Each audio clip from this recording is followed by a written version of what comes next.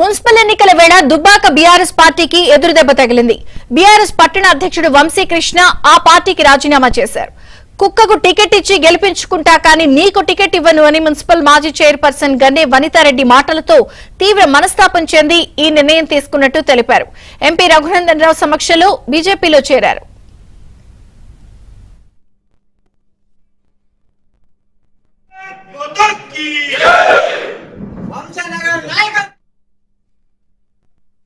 Dubbaka municipal ఎన్నికలకు సంబంధించి ఒక కీలక నిర్ణయం తీసుకునే పరిస్థితుల్లో నేను బీఆర్ఎస్ పార్టీ దుబ్బాక మున్సిపాలిటీ అధ్యక్షుడిగా రాజీనామా చేస్తున్నాను.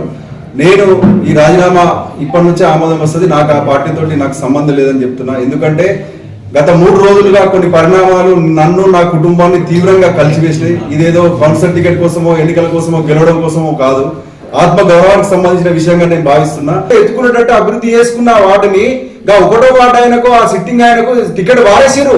నా టికెట్ కూడా నేను పారేయమని చెప్పిన. అక్కడ నేను కుక్కను నిలబెట్టుకున్నా గెలుస్తుంది.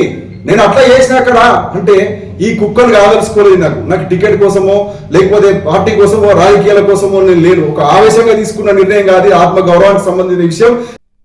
మున్సిపల్ అధ్యక్షునిగా బీఆర్ఎస్ పార్టీ నుంచి పనిచేసినటువంటి మిత్రుడు గతంలో మాతో కలిసి చాలా సంవత్సరాలు పనిచేసి